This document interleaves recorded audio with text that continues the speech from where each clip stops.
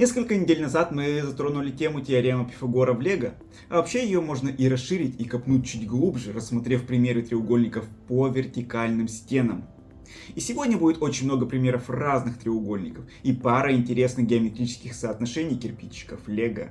Ну ладно, одно, о котором вы и так, наверное, уже слышали, но возможно не все их применяли где бы то ни было. Итак, наверное, многие знают, что длина кирпичиков 2 пин равна высоте в 1,2 этого самого кирпичика, и плейты можно закрепить на вертикальной стене. И вот некоторые соотношения. Так, допустим, длина 3 соответствует 2,2, 5 соответствует 4,1, 7 соответствует ровно 6, ну и так далее.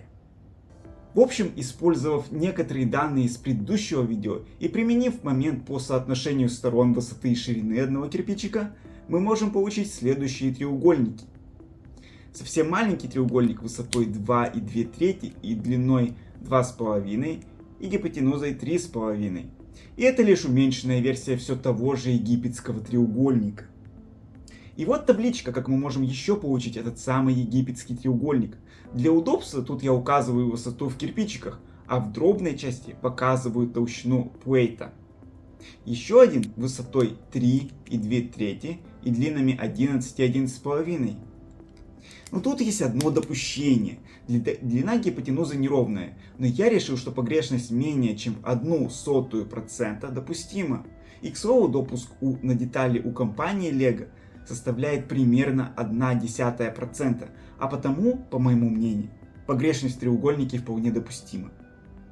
Из интересного у нас здесь остается треугольник с острым углом почти в 16 градусов, а также есть практически равносторонний треугольник с катетами 11 и 11,5 и углом в 44 градуса.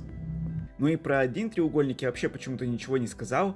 Вернее, я сказал про другой с какими-то очень странными сторонами. По итогу это все вырезал я. Так вот, треугольник есть еще один, сторонами 4,1, 8,5 и 9,5. В нем нет ничего особенного, это просто очередной треугольник. По остальным треугольникам они представлены в таблице. Думаю, что по высотам и длинам тут каждый найдет для себя подходящие комбинации конструирования. Опять же, слишком длинные стороны я здесь указывать уже не стал. Применение можно найти в следующих ситуациях, допустим, для декора стен, например, как создание фахверка по фасадам, для создания рельефа каких-нибудь поверхностей.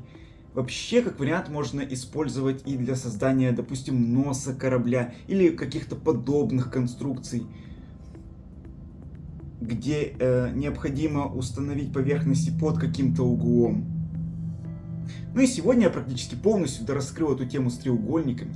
В общем, если вы открыли для себя что-то новое, то можно и лайкнуть, или там подписаться, допустим. Ну и вот такой получился этот мини-выпуск. Ну а на этом у меня на сегодня все, и до новых встреч!